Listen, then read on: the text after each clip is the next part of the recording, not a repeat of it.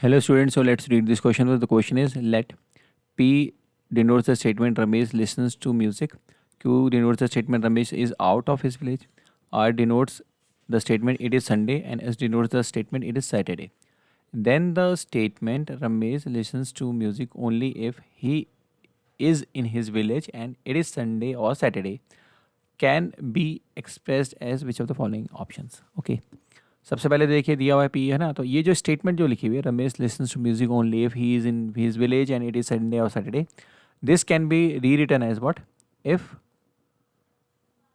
Ramesh is in his village, अगर मैं ये लिखूँ इस स्टेटमेंट को लिख रहा हूँ मैं, री right village and it is Sunday और सैटरडे, देन रमेश, और you can say he lessons to music, लिख सकते हैं भाई एक ही चीज़ तो भी, कि वो कह रहा है कि अगर इसमें अगर देखा जाए तो, अगर देखा तो रमेश सुनता है म्यूज़िक को अगर, सिर्फ अगर वो अपने घर पे होता है, विलेज पे, गांव में होता है और सैटरडे और संडे होता है उस दिन, तो ही वो म्यूज़िक सुनता है। तो इसका ऐसे लिख सकते हैं कि रमेश भैया अगर अगर घर पे है और संडे और सैटरडे है तभी वो म्यूज़िक सुनेगा। अच्छा, अब इस चीज़ को लिखेंगे तो इसमें आपका इफ़ एंड देन वाला सीन हो गया है, तो ये इम्प्लीकेटिव स्टेटमेंट है। इम्प्लीकेटिव स्टेटमेंट में ये आपका रोल प्ले कर रहा है इसमें, तो अगर हम कोई भी है ना इफ़ पी देन क्यू, तो इफ़ पी देन में, तो ये कैपिटल पी का रोल प्ले कर रहा है पूरा यहाँ से लेकर यहाँ तक, और ये कैपिटल क्यू का रोल प्ले कर रहा है, this is capital Q and these two, ये दोनों मिलके डिनोट कर रहे हैं कैपिटल पी को। ठीक है, ये और ये दोनों मिलके मतलब पूरी स्टेटमेंट कैपिटल पी को डिनोट कर रही है।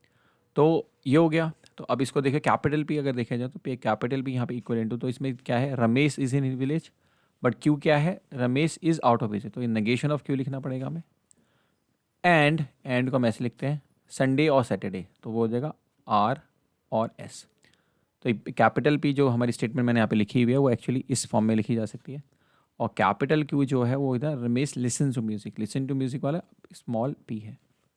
तो ओवरऑल अगर हम देखें तो ये हो गया पी, तो मतलब ये पी इम्प्लाइज क्यू है ना हमारी, ये स्टेटमेंट, ये वाली स्टेटमेंट है तो पी इम्प्लाइज क्यू है, तो पी को रिप्लेस कर दूंगा मैं किससे, इससे, और क्यू को रिप्लेस कर दूंगा स्मॉल पी से। ये स्मॉल पी है ना, ये स्मॉल पी है, इसको स्मॉल पी समझिए आप।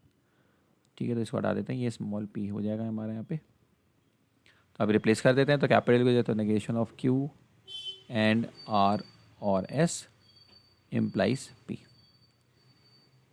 तो ये हमारा फाइनल आंसर है इसके, जो स्टेटमेंट है उसको ऐसे रिप्रेजेंट कर सकते हैं। सो कौन सा ऑप्शन हमारा करेक्ट हो जाएगा, option 4 is the correct option. बच्चों, I hope you understood it well, best of luck.